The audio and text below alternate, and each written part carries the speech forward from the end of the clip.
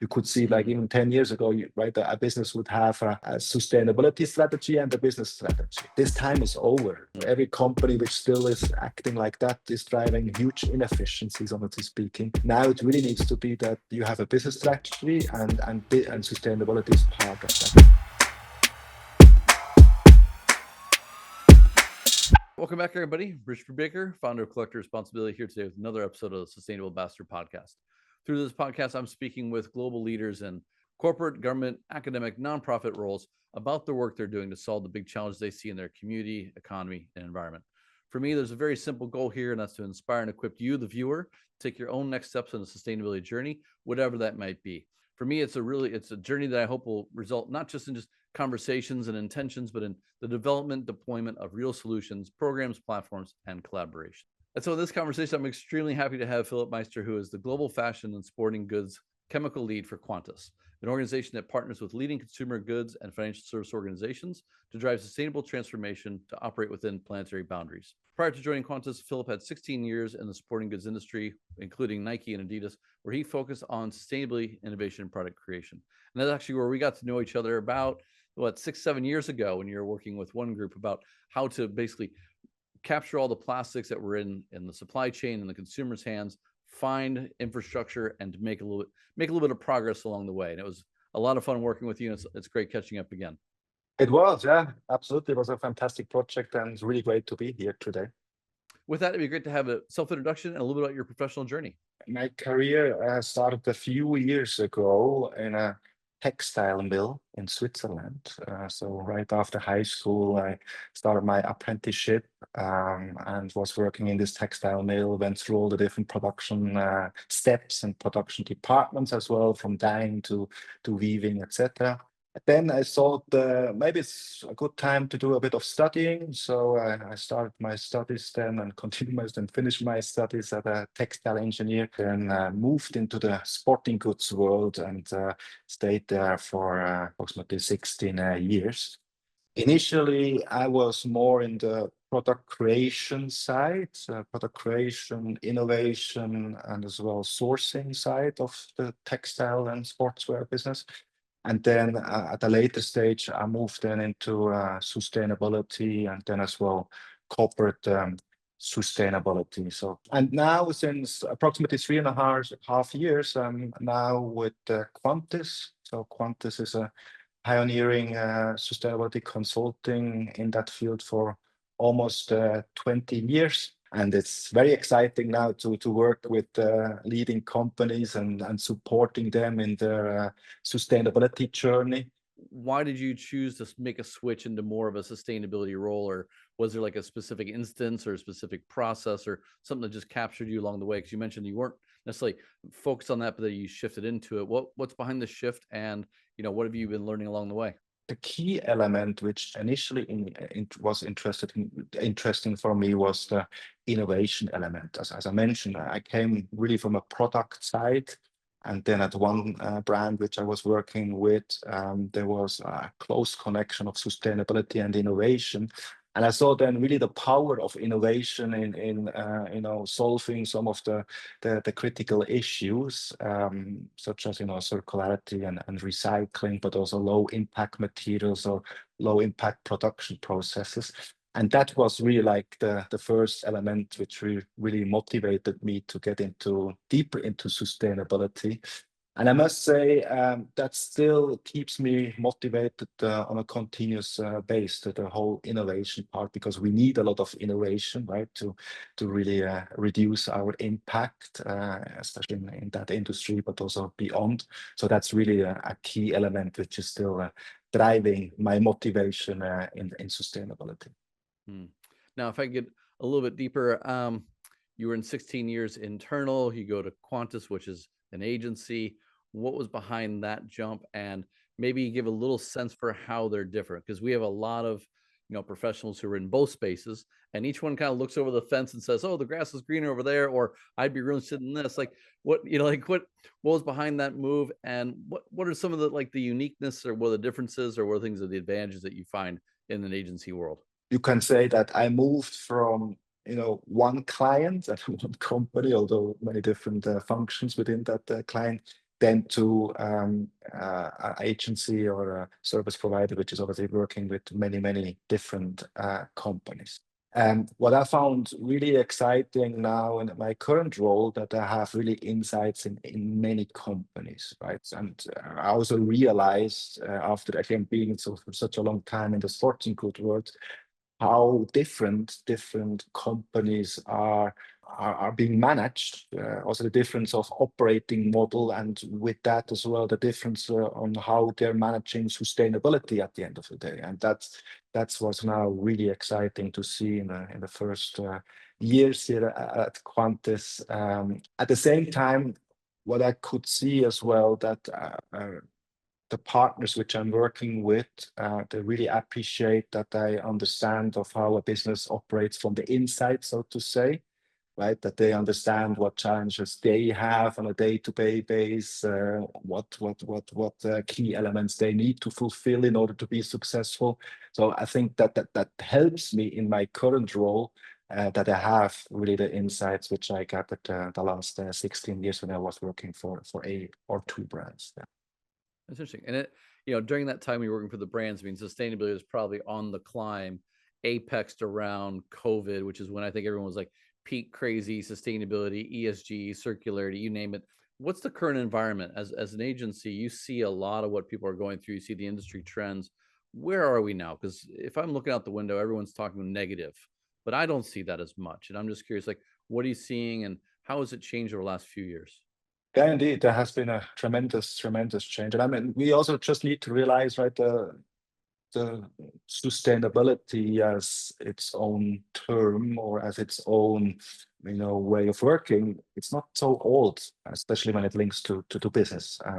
It's still an evolving and of incubating sort of area where we obviously need to grow up rather fast as well. But when you look back into my career, in my very initial stage, there was lots about making the business case and sort of selling it internally, so that they get an understanding why people and brands should do sustainability, and then as well creating the foundation of how to implement. And then over the years, it started actually, it became much more of about let's do the implementation. The why was somewhat clear.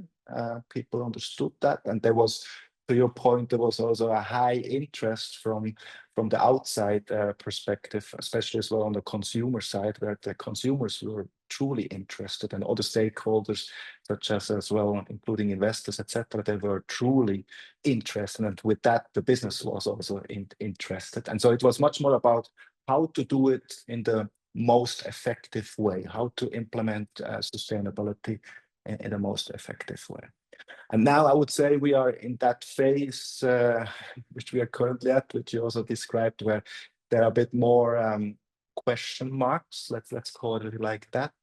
Obviously, there have been some geopolitical changes, right? And that also resulted into some economical challenges. Budgets are not maybe as, budget and resources are not available as much as they were before. So therefore, it almost comes back again to the business case. So right, what I said before, at the very beginning, there was the business case. Now we see quite often the business case needs to be redone, but under the circumstances where we are in at the moment. For the business case, I find it really interesting because I feel like we're almost, I feel like we've made a ton of progress. We've slid back a little bit. Many people think that we've slid back enormously more than I would say so. But what I do think is that the business cases have almost come back to where they were, say, 10 years ago, where you're almost like to be a leader, you really have to fight to be like, why should we be the leader?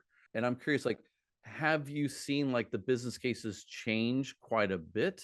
And are they going back to the old ways where only a few brands want to be true leaders and their business cases are very unique? Or is it actually all the business cases, they've gotten stronger? We're just having to iterate a little bit to maintain momentum?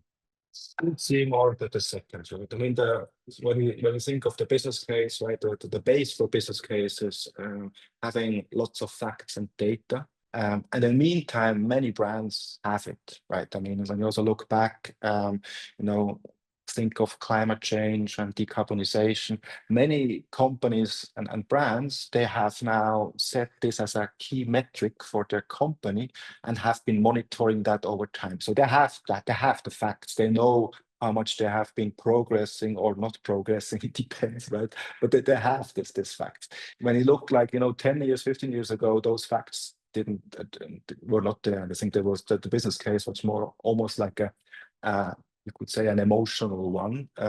We need to do good for the world. But now the business case is, yes, let's go do good for the world, but also let's do good for business. So much more targeted to the actual business, to the actual brand. How does sustainability help me on becoming more resilient, for example? How can it help me to manage as well the risk in a much more effective way?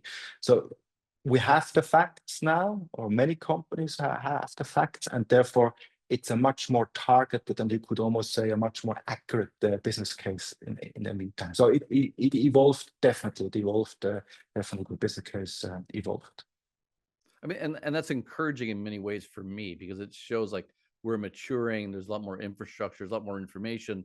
Yeah, we might be removing the emotional need to either use that as fuel or even as a KO, like an ROI. Like we got so many hits, so many likes, so many media mentions. It's actually much more about the process itself and the hopeful, kind of positive outcomes and savings that we're seeing. We can say that while communication is important, transparency is important, maybe the past years, some companies almost overdid it a little bit in terms of communication. Obviously, went then towards greenwashing, but at the end of the day, right? A fashion company does fashion products, right? I mean, that's just what it is, and the main objective of a sustainability program should be to build this resilience, to build or to reduce the impact which the company has to its society and to its ecosystem as well, and not claiming, that it would be completely changing the world, because this is not exactly what it is. Yes, we want to create a better planet, but does an individual brand has the power to do so? That's a big question mark. So I feel it's, in a way, even from a communication perspective, it's somewhat a bit of a more honest dialogue with the brands have, and the honest communication which the brand has, and much more rooted in what can be impacted as a business or as a brand. Okay, so that kind of serves up the article that you wrote, which I'll link in the description below, which is how CSOs can lead the climate comeback. And I'm curious, one, could you please introduce the article itself and kind of the thesis around it?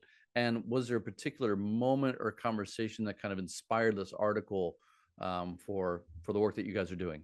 No, this article really was born in our multiple discussions which we have with CSOs and business leaders on a continuous base. And I think we are now, as business or as society, you could almost say, quite in a critical moment at the moment, right? When you look back, lots of companies have set targets.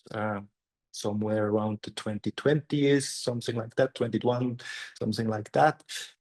Lots of those targets have an initial, time scale of 2030. So you could almost say we are in the middle of that, or we just passed the middle.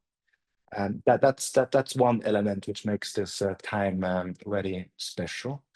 The other thing, what we see is, as we also discussed before, there has been some progress. Again, people and companies are measuring the corporate footprint or the carbon footprint. So that's already a success. So it has been somewhat integrated into the business KPI landscape. And there has been some development specifically when it comes to scope 1 and 2, so everything which is more related to the own business. But in order to actually meet the 2030 targets and even beyond that, there needs to be this focus on scope 3.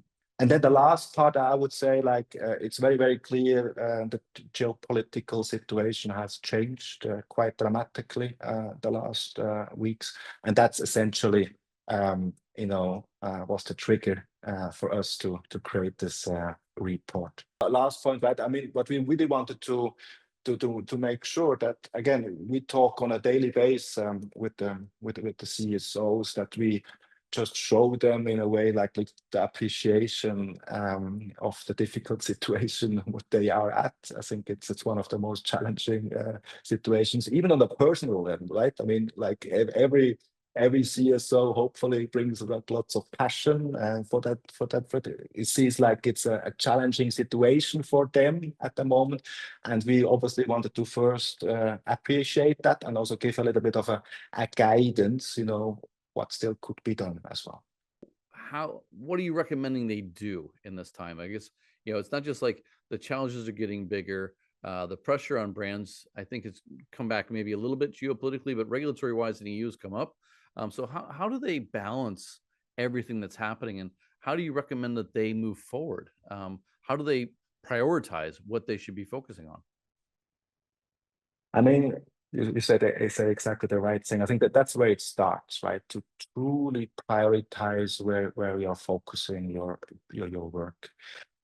We see still, also even very advanced companies, they have very comprehensive sustainability programs.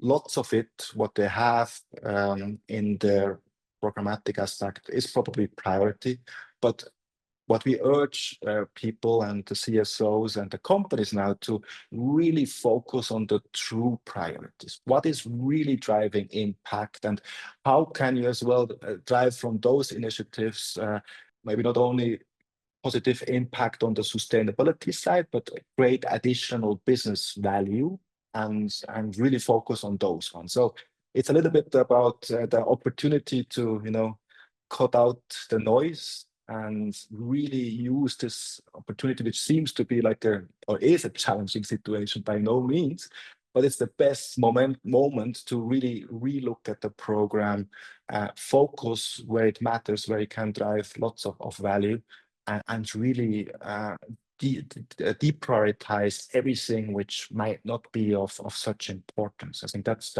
a great moment to do so.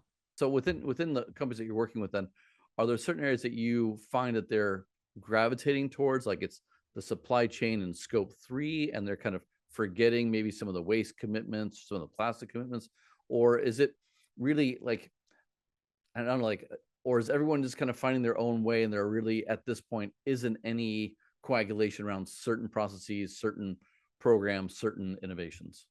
I think you're right. Well, every business is different. So I think we definitely see some priority areas which people are focusing on. And I mean, as we discussed before, it starts all with having a clear transparency or where your hotspots are. And again, most of the companies have that in the meantime. And the ones which don't have it, they should really now invest into it, and because there are also enough solutions out there. And then where we see lots of actions at the moment of time is definitely on the supply chain side. Really starts like with the engagement, right? It starts then to as well work out together what targets and commitments and actions could be worked out for the individual suppliers. It's especially also interesting in the light of ever-changing supply chains. Again, I guess we don't want to go too much into the tariff space, but especially because of the tariffs, right? I mean, there are so many current supply chain adjustments happening. So let's make sure again that whenever there's a supply and adjustment is happening, that sustainability directly gets integrated. Talking to the tariffs, and that shift that's happening, do you find that this is also creating some hesitation to make any investments? Because what I'm kind of sensing right now is, all right, there's a lot of movement away from, or a lot of balancing from China into other regions. But until, say, Vietnam's tariff is solidified at 10 or 49, whatever it's going to be, there's kind of this hesitation to do much and say, like, we're going to go all in on sustainability or labor compliance beyond, say, what the local standards are to our global standard, until we really know like what our next 5 to 10 years are going to be with our supply chain. And I'm just curious, like, does this time create some hesitancy, even though they know they need to shift away for now? Like, once there's clarity, do you think that it'll be made much quick, like the actions will be taken much more quickly, and they'll know like, okay, now we can actually go full in? So you might actually see a burst that comes out once that the tariffs are kind of, agreed upon and people know where they're going to be, and then, okay, let's go all in on it. So what we have seen now, also me personally talking again to many of those colleagues in the sustainability teams, etc., I could see like, yes, there was quite a bit of a stop in the first 2-3 months of this year, but it slowly started to get active again. And I think people start to understand what I just said. I mean, that we're living in this volatile world, and we live probably in this volatile world for a longer time. And therefore, it's really the CSOs and the sustainability team's role to make sure that those sustainability requirements are going to be incorporated in any sort of new area. It's not always easy. I would definitely see that. And again, if as sustainability is probably not the top priority, and things needs to go fast, right, and so on and so forth. But that's I think also one of the key areas where CSOs need to upskill themselves if they don't have it yet to really make sure to work closely cross-functionally and building those alleys, if you want to call it like that, within the function, to make that sustainability will be on top of the minds. But the last thing just to mention there, like with everything else, a retrofit, if you think then, at some point there would be like in 6 months or in 1 year, a big boost of sustainability programs. This retrofit is always going to be more expensive than when you do it now. Even if you do it maybe on a smaller scale, right? But at least it's somewhat incorporated. If you do it in 6 months' time, it will always cost more. And I think that's one of the key elements or the key arguments which I would bring to the other functions if I would be in their role as well.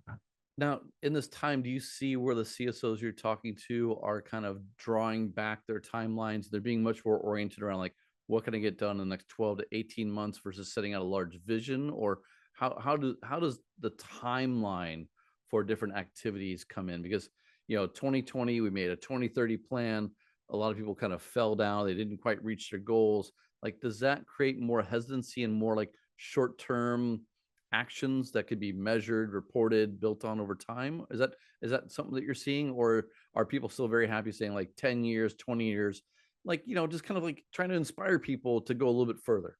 Definitely more short-term oriented.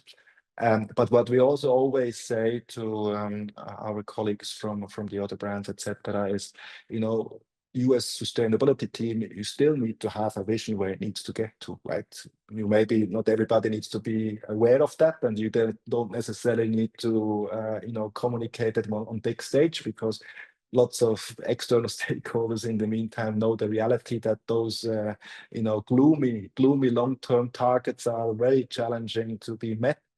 But still, know where you want to get to, and obviously be always ready when one of the executives is asking you, where should we be in 5 years? Have that ready. But it's not maybe the priority for now. When you want to engage with different functions, it's much more about what can be done in the next couple of months, or maybe maximum one year out. So the big long-term strategy, I think this is a little bit over, honestly speaking. Yeah. And you guys kind of mentioned the importance of building coalitions. I mean, that's key to integration. That's key to a lot of things. What are some of the coalitions you're seeing these days? I mean, I think a few years back, it was PR and marketing was the coalition, and the consumer insights was the coalition, because they had all the budget and they could drive this forward. But is that shifting? Is it more supply chain now? Is it more government relations? Where are the good coalitions, and what makes for a good kind of partnership internally for these brands? Now it's definitely finance is one of the key partners, because right, they're just managing everything related to KPIs, and related to that what we discussed before, like the whole climate metrics or any other sort of sustainability metrics, which truly needs to be integrated there, and needs to as well follow the same sort of incentive structure which you would have for financials as well. And then everything related to indeed procurement, sourcing, again, just really again considering the big impact and as well the big opportunity of scope 3, that needs to be your friend or your ally as a sustainability a person. And when you're asking about the how, what we have to learn or had to learn, and some of us in the sustainability world are doing that already very well, is to speak their language, right? I mean, in some cases, you know, people from finance, people from procurement, they might not understand what you know, decarbonization means, what climate change means, what all those metrics means, what science-based target means, or greenhouse gas protocol, or all those standards and abbreviation which we all love as sustainability people. They don't fully understand that, and that's also fine, because that's not their area of expertise, and that's not what they're driving. So it's very important then to talk the finance language, to talk the procurement language, and being really this translator.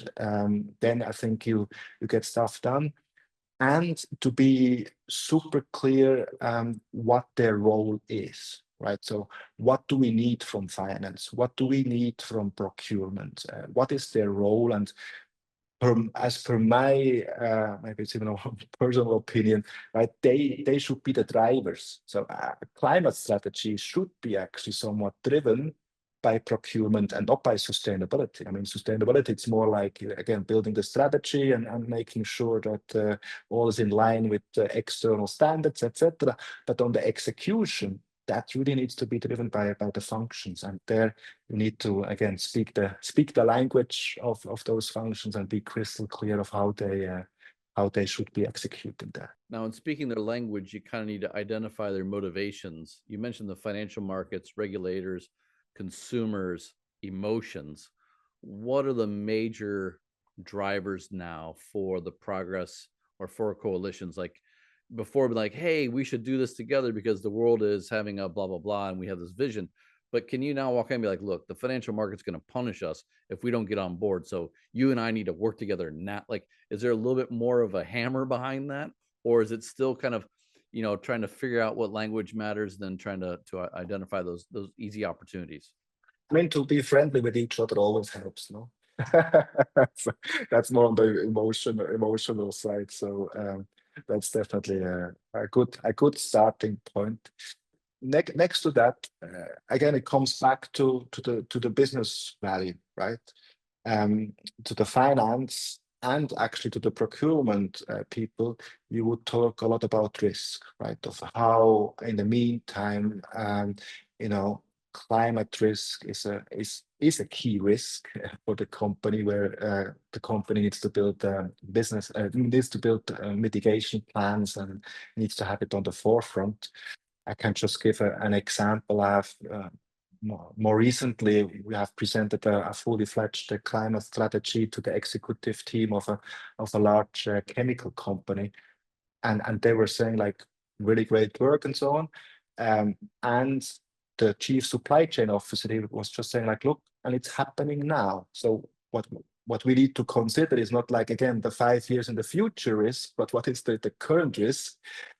Because this morning he had a call from one of the suppliers which had some major flooding issues, and now he didn't get the product out of this suppliers, and with that there's going to be some lost sales because you don't have the product in the marketplace at the right time. So that's the type of discussion which you need to have. So you can predict the risk, you can mitigate the risk, and that's one element. You can create more transparencies. In a lot of cases, sustainability requires transparency, right? You need to know where your product is coming from, where your product is made. This transparency helps you as well to manage the supply chain in a much more efficient way than if you have like just a black box where you source your product from. So it's really, again, talking the business language, but as well calling out the additional value which sustainability bring, and yeah, keep the emotions, keep them anyways. But I think the key element is definitely on bringing some facts. How has the CSO's role changed over the last few years, maybe last 10 years? How much have they had to like shift the way that they approach these challenges to gather resources? Are they vastly different than they were 10 years ago?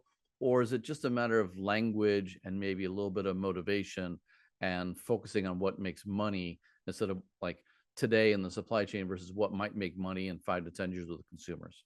I think that there was quite a significant change over the last years. I mean, now I think that really then transitioned, that they become like, core to the strategic business, and really is there to drive the business change from a sustainability lens perspective. And therefore, like the understanding of the business, the knowledge of the business, the collaboration with the business, and then the knowledge of how to integrate sustainability is probably much bigger than it was before.